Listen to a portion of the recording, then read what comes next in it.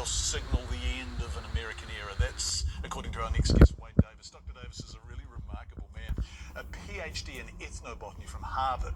He spent over 3 years in the Amazon and Andes as a plant explorer, living among 15 indigenous groups in 8 Latin American nations while making some 6,000 botanical collections. He's an acclaimed author, academic photographer, and leadership chair in, wait for this, Cultures and Ecosystems at Risk at the University of British Columbia. And it's the USA he's studying in a really stunning essay just published in Rolling Stone magazine titled The Unraveling of America. It frequently stops you in your tracks as it considers what the COVID-19 epidemic has revealed about the, and I quote, the illusion of American exceptionalism. Dr. Wade Davis, what a treat to have you beaming in from Vancouver. Thank you so much. Kia ora, welcome to Breakfast and welcome to Aotearoa, New Zealand. It's lovely to have you with us. Thank you, John. What I'd like to do is just get you to read it. Actually, I'm just going to lean back and you can read the entire thing. It's so damn good. But I want to quote. I just want to work through a series of quotes, and it kind of in a linear order. Never in our lives have we experienced such a global phenomenon. For the first time in the history of the world, all of humanity, informed by the unprecedented reach of digital technology, has come together focused on the same existential threat. And as we focus on it, we reveal ourselves also, don't we? Yeah, I think that's exactly the point. You know, the amazing thing about this article, John, is that I was actually coming off a kayak trip, and I just had the thought that COVID wasn't a story of medicine or mortality or morbidity. It was a story of culture and how we are dealing with it. And it's not an anti-American piece. You know, I stress, well, I'm born Canadian and married an American. I found my career in the States. My children are dual citizens and so on. It's more like a love letter. You know, it's like when you do a family intervention, you have to hold the mirror, sort of let them see what they've become. And that's the first step in the path of rehabilitation. You know, the epidemics always have a way of having an impact. You know, the Spanish flu killed millions, but it did so in an atmosphere where people were numbed by war because of death by the Great War. You know, the year of Woodstock, when 500,000 kids swam around in the mud and took drugs, 100,000 people died of the Hong Kong flu. In Berlin, they were storing corpses in subway stations, you know, but those didn't have the same impact because it didn't have the global reach of digital communication, and also we weren't traveling the world as we are now. The fascinating thing about this COVID epidemic is that Americans, at a time when 2,000 were dying a day, an American dying every minute of every hour of every day, the nation woke up to realize it was living in a failed state, you know, ruled by a dysfunctional government, led by an individual who was recommending the use of bathroom cleaning chemicals to treat a disease that intellectually he could not begin to understand. And there was a wonderful quote from the Irish Times. It said, you know, through history, there have been many emotions expressed about America, but never before pity. And that struck me as the moment. You know, empires come and go. Every kingdom is born to die. The 15th century belonged to the Portuguese, 16th to the Spanish, 17th. The British Empire reached its greatest extent in 1935. People were swirling gin and tonics all over the world. It was all still painted red, but of course now we know it was bankrupt and bled white by the Great War. And the sad thing, when Americans, and God bless them, you know, none of this is gloating, none of this is wishing the decline of America. But when they look at themselves in the mirror, they don't see what they've become. I mean, here's a country that on the eve of World War II was demilitarized. Within 3 years, 18 million Americans were in uniform. A country that produced more industrial output. The one company, Ford Motor Company, produced more industrial output than the country of Italy. Here's a great statistic for all my beloved friends in New Zealand. For every 4 pounds of equipment the Japanese Empire of the Sun got per capita to a frontline troop, the Americans got 2 tons shipped overseas. We spun out B-24s by the hour. Liberty ships by the hour. The record for building a Liberty ship was 4 days, 29 hours, and 17 minutes. So what became of that country that emerged from the Second World War with 4% of the world's population 50% of the world's economy, building 90% of the world's cars, allowing for a truce between labor and capital that gave us the middle class. What's happened to that middle class in the wake of 2 decades of globalization?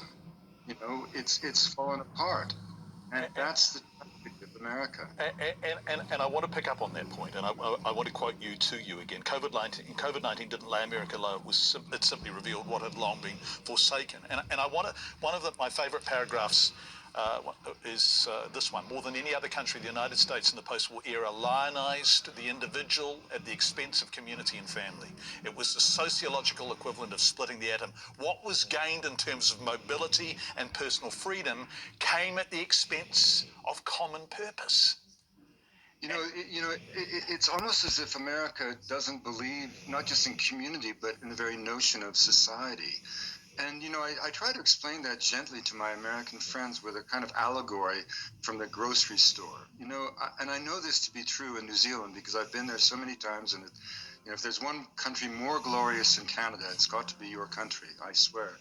But, when you go to a grocery store in Wellington or Auckland or Christchurch or Vancouver or Montreal, you interact with the checkout person, not necessarily as a peer, but certainly as a member of a wider community.